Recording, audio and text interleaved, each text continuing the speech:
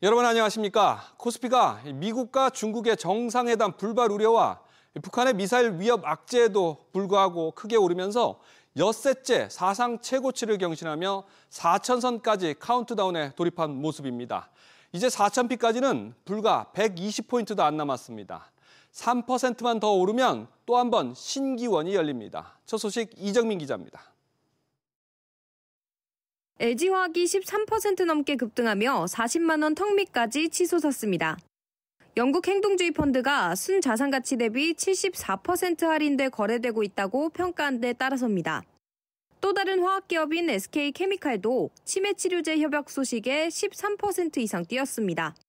처음에는 조방원 애들이 오르는 집중되다가 최근에 반도체였다가 이제는 좀 다른 데까지 오르는 거로 일단 보시면 될 것 같고, 일부 종목들한테 좀 쏠린 상태로 올랐으니까 보상적 반응이 좀 필요하다라고 생각하는. 이처럼 화학주 등이 장을 주도하면서 코스피는 1.56% 오른 3,883.68의 장을 마감했습니다. 기관이 7,630억 원 순 매수하면서 지수를 이끌었습니다. 장 초반에는 연이은 악재로 3,800선이 무너지며 3,790선까지 후퇴하기도 했습니다. 오는 29일 경주에서 열리는 에이펙에 참석 예정인 도널드 트럼프 미국 대통령은 시진핑 중국 국가주석과의 만남을 언급하며 어쩌면 회담이 성사되지 않을 수도 있다고 밝혀 경계감을 키웠습니다. 여기에 이재명 정부 들어 처음으로 북한이 탄도미사일을 발사한 점도 우려를 키우기도 했습니다. 트럼프 대통령의 발언이 다소 오락가락하는 부분들이 있긴 하지만 에이펙 정상회담에서 미중 양국이 회담할 거다라는 기대감은 여전히 좀 유효한 부분들이고요. 좀 연말까지 좀 상승 기조는 좀 유지되지 않을까라는 좀 생각을 합니다. 코스피가 엿새째 종가 기준 사상 최고치를 경신하며 4,000피 시대를 눈앞에 뒀습니다. SBS 비즈 이정민입니다. 한미 통상협상을 총괄하는 김영범 대통령실 정책실장과 김정관 산업통상부 장관이 오늘 오전에 다시 미국으로 떠났습니다. 미국에서 돌아온 지 불과 사흘과 이틀 만에 에이펙 전 한미 협상의 막판 담판을 위해서 이처럼 방미길에 다시 오른 겁니다. 김 실장은 협상 마무리까지는 한두 가지 쟁점이 남았다고 밝혔는데 최종 합의가 안 된 채로 서명부터 하는 일은 없을 것이라고 못 박았습니다. 우영준 기자의 보도입니다. 방미 사흘 만에 다시 미국 방문길에 오른 김용범 대통령실 정책실장은 재차 미국을 방문하는 이유를 이렇게 설명했습니다. 한두 가지 쟁점에 대해서 우리 국익에 맞는 그런 타결안을 만들기 위해서 이틀 만에 다시 나가게 됐습니다. 핵심 쟁점은 3,500억 달러 규모의 대미 투자 펀드를 얼마나 오래 나눠 투자할지, 그리고 그중 현금으로 얼마나 직접 투입할지입니다. 협상단은 외환시장 충격을 막기 위해 투자금을 나눠 투입하는 방안을 제시했고, 이 과정에서 미국 측과의 이견이 상당 부분 좁혀진 것으로 전해졌습니다. 다만 김 실장은 다음 주로 다가온 에이펙 정상회담을 목표로 체결을 서두르는 건 아니라고 선을 그었습니다. 쟁점이 남아있는 상태에서 어떤 특정 시점까지 만 합의된 그 내용 가지고 MOU를 하고 그런 안은 정부 안에서 지금 고려하고 있지 않고요. 앞서 일본은 우리보다 먼저 미국과 5,500억 달러 투자에 대한 양해각서를 체결하면서 관세 15%를 적용받고 있습니다. 하지만 일본 내에선 투자 수익의 90%와 투자처 결정권까지 미국이 갖는 굴욕적 협상이라는 비판이 나옵니다. 미일 투자 MOU에서 나타났던 그 무수한 그 독소 조항들을 어떻게 바꾸느냐가 실제 관건인데, 제일 핵심적인 거는 투자 자금의 소유권을 누가 갖느냐, 어떻게 배분하느냐. 김 실장과 김 장관은 워싱턴 DC에 도착하는 대로 러트닉 미 상무장관과 세부 협상을 이어갈 예정입니다. 대미 투자 협상 타결에 따라 적용될 자동차 관세 인하 시점도 이번 협상에서 정해질 것으로 보입니다. SBS 비즈 우형준입니다. 계속해서 부동산 대책 후폭풍 소식들 전해드립니다. 11호 부동산 대책이 나온 지 일주일을 맞은 가운데 현장 곳곳에서는 여전히 혼란이 커지고 있습니다. 앞서 나온 627 대출 규제에 이어서 이번 11호 대책으로 전세 보증 한도가 줄어든 탓에 임대인과 임차인 모두 고민에 빠졌습니다. 갭 투자를 막으려고 대출을 옥죄지만 M1 무주택 전세 세입자에 불똥이 튈 수 있다는 우려도 나옵니다. 먼저 윤지혜 기자입니다. 서울 마포구 청년 가구가 밀집한 주택가입니다. 10.15 대책 이후 인근 공인중개소에 대출 한도 문의가 이어졌습니다. 세입자가 퇴거를 하게 되면 집주인이 전세 보증금을 돌려줘야 하는데 이번에 규제 지역으로 지정되면서 전세 퇴거 자금 대출 담보 인정 비율 LTV가 크게 줄었습니다. 전용 면적 29제곱미터의 소형 빌라 시세가 3억 8천만 원, 전세 보증금이 2억 5천만 원 선에 형성돼 있는데 대출 부족분에 대해선 집주인이 별도로 자금을 마련해야 할 수밖에 없다는 게 부동산 대출 중개인의 설명입니다. 세입자를 반환해줘야 되는 용도는요. LTV가 지금은 40%인 거잖아요. 1억 5천 정도가 맥시멈인데 나온다고 하더라도 세입자를 내주려면 또 1억 정도 더 현금이 필요하신 상황이신 거죠. 부동산 온라인 커뮤니티에선 보증금을 둘러싸고 세입자와 집주인 간 분쟁 가능성에 대한 분위기도 감지됩니다. 임차인이 퇴거 통보를 했으나 임대인이 다음 세입자를 못 구하면 보증금을 돌려주지 못한다는 답변을 받아 내용 증명 등 법적 대응과 관련한 문의글입니다. 이전에는 현금 여력이 없는 집주인이 새로운 세입자를 받아 기존 세입자에게 보증금을 주는 경우가 많았지만 627 대출 규제 여파로 이마저도 쉽지 않습니다. 전세대출 보증 비율이 80%로 축소됐고 신용대출 한도는 차주별 연소득 이내로 제한되면서 임차인의 전세대출 한도가 줄어들었습니다. 여기에 전세대출 보증 기준도 공시가격의 126%로 낮아지면서 신규 전세대출이 막히는 주택이 늘었습니다. 정부가 투기 수요를 잡겠다며 규제 지역을 확대했지만 실수요자들의 대출길도 막히며 임대차 시장 혼란이 커지고 있습니다. SBS 비즈 윤지혜입니다.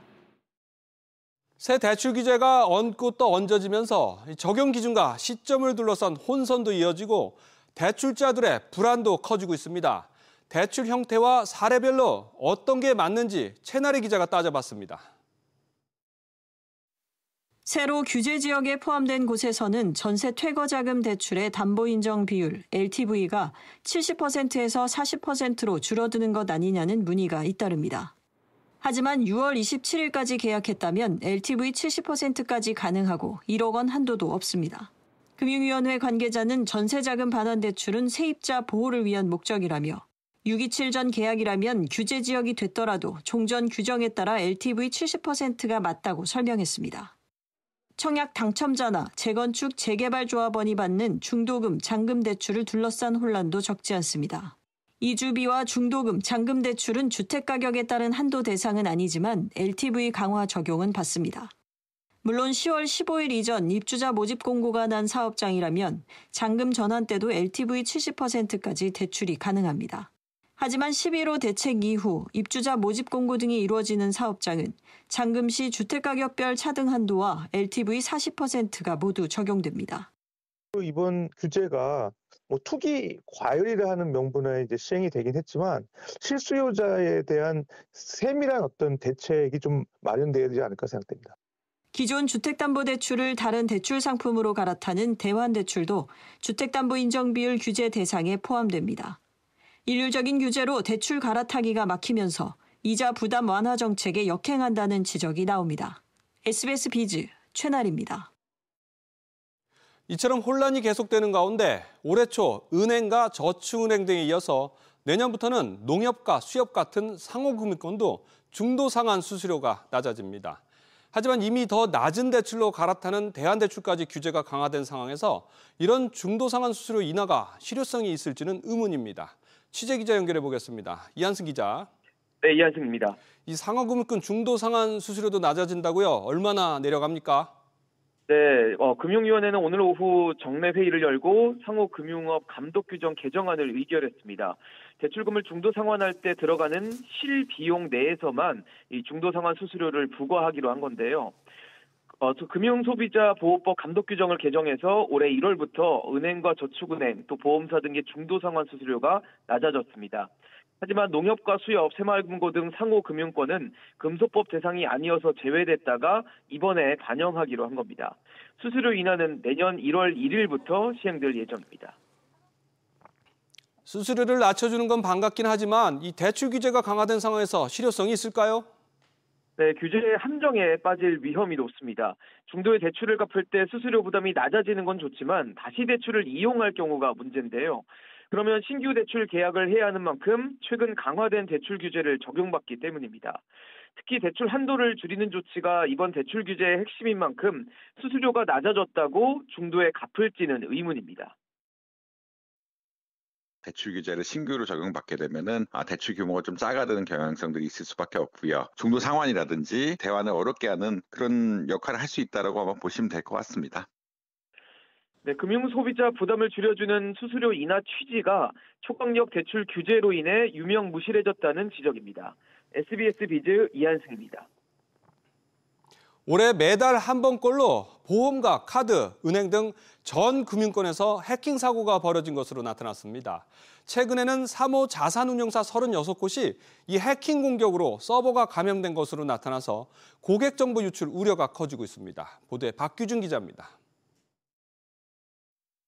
지난달 초 한 외부 전산관리 업체의 클라우드 서비스가 해킹 공격을 받았습니다. 이에 이 업체의 클라우드를 이용하는 사모 자산운용사 36곳 서버도 악성 파일인 랜섬웨어에 감염됐습니다. 애초 알려졌던 피해 규모인 20여 곳보다 많습니다. 이 중 27곳 운용사는 임직원 개인정보 등 회사 정보, 4곳은 고객 정보 유출 가능성이 있다고 금융감독원에 보고했습니다. 금감원은 이들 4곳이 고객 정보를 해킹 공격을 받은 클라우드에 저장했고 클라우드 내 개인 신용정보로 추정되는 정보들이 유출됐을 가능성에 무게를 두고 있습니다. 운용사들은 판매사와 달리 고객 접점이 거의 없지만 주식 등 투자 일임업이나 자문업을 겸업하면 고객 정보를 직접 수집할 수 있습니다. 현재 금감원은 문제가 된 사무 운용사를 포함한 국내 전체 자산운용사를 대상으로 정보 보안 전수점검에 착수했습니다. 금융당국이 금융사들이 민감 정보를 외주업체에 넘기는 것을 방치한 결과입니다. 그래서 민간 금융정보의 외부 저장을 원천 금지하는 등 외주업체 리스트를 차단할 대책을 마련해야 한다고 생각합니다. 이 가운데 297만 명 고객 정보 유출이 벌어진 롯데카드를 포함해 올해 9월까지 모두 8건의 금융권 해킹이 벌어진 것으로 나타났습니다. 8건 금융사에는 IM뱅크, KB라이프생명, 하나카드, 악사손보 등이 포함됐습니다. SBS 비즈 박규준입니다. 이렇게 사이버 침해 사고가 잇따르면서 정부가 이딴 해킹 사고에 대응해 기업의 책임을 대폭 강화하는 내용의 범부처 정보보호 종합대책을 내놨습니다. CEO의 보안 책임 원칙을 법에 명시하고 기업의 해킹 신고 없이도 정부가 직권조사에 나설 방침입니다. 하지만 해킹 사태의 책임에서 자유로울 수 없는 정부가 이 기업에만 큰 부담을 지우는 거 아니냐는 지적도 나옵니다. 안재 기자. 네, 안재입니다. 앞으로 해킹 사태가 터지면 옷 벗는 CEO도 나올 수 있는 건가요? 그렇습니다. CEO의 보안 책임 원칙을 법령상 명문화하기로 했습니다. 지금처럼 보안 문제를 단순히 개인정보 보호 책임자나 보안부서의 일로만 치부하는 게 아니라 최고 경영자에게 개인정보 보호와 관련해서 위험 관리 및 내부 통제에 관한 최종적인 책임이 있음을 명확히 하기 위한 취지인데요. 내년 상반기부터는 정보보호 공시 의무 기업을 2,700여 개 상장사 전체로 확대하고 해킹 지연 신고 등 보안 의무를 위반하면 과태료와 과징금 상향 등 제재도 강화하기로 했습니다. 또 기업이 해킹당했다고 신고하지 않아도 정부 자체적으로 해킹 정황이 파악되면 직권조사에도 나설 방침입니다.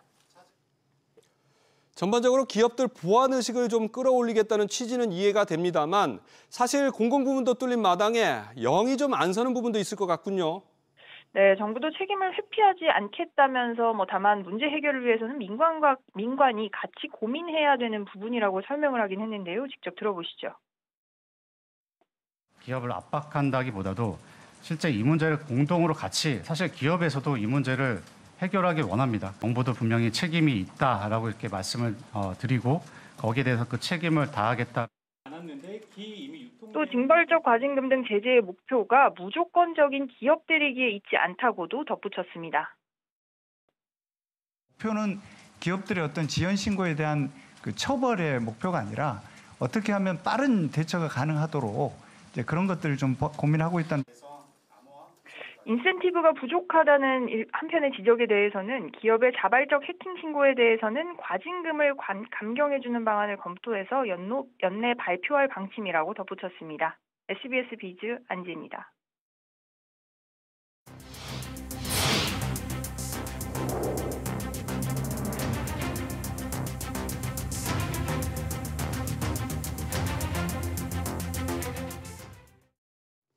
가상세계를 실제 세계와 연동해서 물리적 한계를 뛰어넘는 기술을 확장현실 XR이라고 합니다.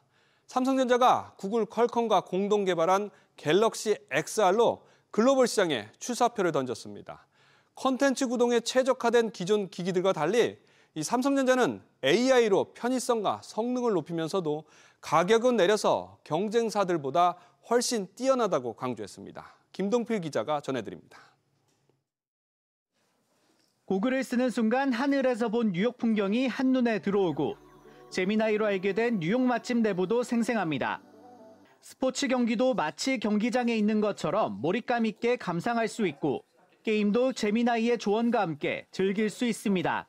제미나이를 통해 나만의 영상을 생성하고 눈앞의 물건을 실시간으로 검색할 수도 있습니다. 삼성전자가 머리에 쓰는 AI 헤드셋 갤럭시 XR을 출시했습니다. 특히 구글과는 한몸처럼 개발해서 자연스러운 AI를 탑재했습니다. This is an unprecedented collaboration between Samsung and Google. We share a vision for the way that XR products can connect you more to the digital world and to the physical world, powered by AI. 출시가는 269만 원으로 애플 비전 프로의 반값이지만 화질이나 주사율, 램 등 성능은 업계 최고라고 자신했습니다. 업계 최고 수준의 하드웨어하고 소프트웨어라고 감히 자부할 수 있을 것 같습니다. 그래서 이제 충분히 고객들이 인정해 주실 거로 생각을 하고 있고요. 갤럭시 XR의 가장 큰 특징은 AI를 결합해 무한한 가능성을 열어뒀다는 점입니다. 결국은 저희의 접근 방법은 XR과 AI가 만났을 때의 파급 효과를 보고 있고 완전히 다른 접근을 하고 있다고 보고 있습니다. 삼성전자는 젠틀몬스터, 와비파커 등과 협업해 스마트 안경을 출시하는 등 XR 생태계를 확장할 계획입니다. SBS 비즈 김동필입니다. 이처럼 XR 기기까지 AI가 적용될 정도로 AI 반도체 수요는 폭발적으로 늘어나고 있습니다. 이에 따라 고대역폭 메모리 HBM은 글로벌 반도체 시장의 격전지로 떠올랐습니다.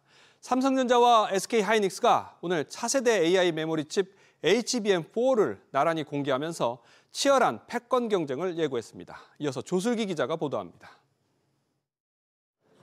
삼성전자가 오늘 공개한 차세대 AI 메모리 칩 HBM4입니다. 엔비디아의 차세대 AI 가속기 루빈 탑재를 목표로 삼성전자가 야심차게 개발한 6세대 HBM 신제품입니다. 실제로 우리나라 최고의 기술력을 가진 회사의 부스에 있는 걸 보니까 역시 좀 다르구나. 좀 하이닉스의 HBM이나 우리나라의 반도체 산업이 이렇게까지 발전했구나 하는 큰 감명을 느꼈습니다. SK하이닉스도 지난달 세계 최초로 개발을 완료하고 양산 체제를 구축한 HBM4 실물을 처음 공개했습니다. 데이터 전송 통로와 대역폭이 이전 세대보다 2배 이상 확대됐고 전력 효율도 40% 이상 끌어올렸습니다. 두 회사는 AI 반도체의 심장인 HBM 6세대 신제품을 나란히 공개하며 글로벌 AI 반도체 시장의 주도권 확보를 위한 본격 행보에 나섰습니다. 올해 상반기 글로벌 HBM 시장 점유율은 SK하이닉스가 62%, 마이크론과 삼성전자가 각각 21%, 17%를 차지하고 있습니다. 그러나 이는 과거의 점유율일 뿐 누가 엔비디아의 품질 테스트를 통과해 HBM4를 양산에 공급하느냐에 따라 HBM 시장의 판도는 바뀔 수 있습니다. 양산은 HBM4 외에도 고용량 DDR5와 고성능 기업용 eSSD를 아우르는 다양한 AI 메모리 라인업을 선보이며 반도체 기술력을 뽐냈습니다. SBS 비즈 조슬기입니다. 이른바 키 크는 주사, 이 성장 호르몬 주사를 맞는 아이들이 갈수록 늘고 있습니다. 아이 키가 커졌다는 SNS 후기와 광고 등을 보고 병원을 찾는 경우가 많은데요. 그런데 이번에 온라인 이런 부당 광고와 불법 판매 사례들이 당국에 무더기로 적발돼 주의가 필요해 보입니다. 정강훈 기자의 보도입니다. 아이 성장을 위해 먹이던 보약의 자리를 성장 호르몬 주사가 차지했습니다. 키가 작지 않아도 더 클 수 있다는 생각에 일단 맞추는 경우가 늘었습니다. 저희 아이는 신장 질환이 조금 있어서 만약에 덜 크게 되면은 성장 주사를 맞게 될 수도 주변에 10명이라고 치면은 한 3명 이상은 맞는 것 같아요. 좀 더 많이 크기 위해서인 것 같아요. 지난해 성장 호르몬 주사 처방량은 162만 개, 처방액은 1,592억 원으로 4년 사이 대폭 늘었습니다. 보통 아이가 단순히 키 크기 위해 맞은 경우가 반 이상이고 의학적으로 문제될 만큼 작은 아이는 반의 반도 안 됩니다. 부모 3명 중 1명꼴로 온라인 이용 후기나 광고를 보고 병원을 찾았는데 이런 광고 알선은 사실상 불법입니다. 식품의약품안전처는 최근 성장호르몬 주사제를 온라인 판매하거나 홍보한 불법 게시글들을 적발했는데 중고거래 플랫폼이 76%로 대부분을 차지했습니다. 이와 관련해 식약처 관계자는 성장호르몬제가 집에서 자가 투여하는 제품이다 보니 남는 것을 중고거래로 내놓는 경우가 많은 것으로 보인다고 설명했습니다. 성장호르몬을 찾는 사람이 많지만 정작 키 성장 효과가 있는지는 불분명합니다. 관련 연구에 따르면 의사 5명 중 1명꼴로 단순 키 성장에 도움이 안 된다거나 모르겠다고 답했습니다. 도움이 된다 해도 언제 얼마나 투여할지에 대해선 일관된 기준이 없기 때문에 아이에게 무조건 주사를 놓기에 앞서 보다 신중해야 한다는 지적도 나옵니다. SBS 비즈 정광윤입니다. 식당을 예약해놓고 나타나지 않는 이른바 노쇼가 여러 차례 문제가 된 바 있습니다. 여기에다가 최근에는 유명인 등을 사칭하면서 단체 주문을 걸어놓고 나타나지 않는 악질적인 상황도 번번이 빚어지고 있습니다. 이에 따라 공정거래위원회가 관련 기준을 고쳤는데 분쟁이 벌어졌을 때 자영업자가 더 많은 위약금을 받을 수 있도록 했습니다. 어떻게 달라지는지 신채연 기자가 전해드립니다. 중식 코스 요리 12인분, 60만 원 상당의 예약을 받아 음식과 테이블 세팅 등을 준비했지만 예약 시간이 돼도 손님은 오지 않았습니다. 그 전날도 확인이 된 거죠. 근데 이제 그날 당일날 안 오니까 계속 전화하고 그러니까 전화가 안 되더라고요. 바로바로 나갈 수 있게끔 튀길 건 튀기고 사다 놓고 준비해 놓는데 안 오면은 냉동으로 들어가니까. 앞으로 오마카세와 파인다이닝 등 사전 예약에 맞춰 음식을 준비하는 예약 기반 음식점은 노쇼 위약금을 음식값의 최대 40%로 설정할 수 있습니다. 이외에 일반 음식점은 노쇼 위약금이 기본 20%지만 김밥 100줄과 같이 대량 주문의 경우 40%까지 손님에게 위약금을 요구할 수 있습니다. 기존의 10% 위약금으로서는 충분한 피해 구제가 되지 않기 때문에 식당에서 충분한 보상을 받을 수 있게 위약금 비율을 합리화하려는 게 취지입니다. 마찬가지로 예식장 내 식당들의 노쇼 피해가 잇따르면서 예식 취소 위약금이 기존보다 최대 2배 높은 70%까지 높아집니다. SBS 비즈 신채원입니다. 시차를 두고 소비자 물가에 반영되는 지난달 생산자 물가가 한 달 만에 상승세로 전환하며 크게 올랐습니다. 더구나 다음 달부터 유류세 인하 폭이 축소되면서 휘발유 가격이 리터당 25원, 경유는 29원 각각 인상될 예정이어서 이 물가 부담이 더 가중될 전망입니다. 이민우 기자, 특히 상추가 불안하던데 농축수산물 많이 올랐군요. 네, 지난달 생산자 물가지수 중 농림수산품이 한 달 전인 8월보다 0.4% 올랐습니다. 생산자 물가지수는 쉽게 말해 출하와 도매 단계의 가격 변동을 지수화한 건데요. 농림수산품이 오른 이유는 지난달 명절과 최근 이상기후의 영향으로 풀이됩니다. 최근 잦은 가을비와 출하지 연으로 농산물 중 상추 가격은 39%, 쌀 가격은 5% 가까이 올랐고요. 또 명절을 앞두고 수요가 몰리면서 소고기 값이 7%, 돼지고기 값이 3% 상승했습니다. 전기요금과 통신요금도 모두 올랐습니다. 여름철을 맞아 한시적으로 시행된 주택용 전기요금 누진 구간 조치가 지난달 종료되면서 주택용 전력이 크게 상승했고 환율과 원료가스 가격이 오르면서 산업용 도시가스도 올랐습니다. 또 지난 8월 SK텔레콤의 통신요금 50% 감면 조치가 종료되면서 가격이 다시 정상화되자 이동통신 서비스는 36% 올랐습니다. 이외에도 주가가 전반적으로 오르면서 위탁 매매 수수료 역시 4.9% 상승했습니다. 이렇게 개별 품목들이 줄줄이 오르면서 떨어지던 생산자 물가가 한 달 만에 다시 상승 전환했죠. 네, 지난달 생산자 물가지수는 전달보다 0.4% 상승한 것으로 잠정 집계됐습니다. 지난 8월 생산자 물가지수는 0.1% 떨어지며 하락세로 전환했는데 한 달 만에 다시 반등한 겁니다. 특히 생산자 물가는 시장에 공급되는 도매 물가로 최대 3개월의 시차를 두고 소비자 물가에 반영되는 만큼 체감 물가도 더 오를 전망입니다. SBS 비즈 이민호입니다. 금융권 노사가 금요일 1시간 조기 퇴근제에 합의하면서 은행원들은 지점별 상황에 따라서 금요일에는 1시간 이른 퇴근을 할 수 있게 됩니다. 다만 은행들의 기본적인 영업시간은 기존대로 오전 9시부터 오후 4시까지로 유지됩니다. 이 밖에 금융노사는 오늘 타결된 2025년도 임금 협약을 통해서 임금 3.1% 인상에 더 합의했고 이를 기준으로 각 금융기관별 노사가 개별 임금 인상률을 정하게 됩니다.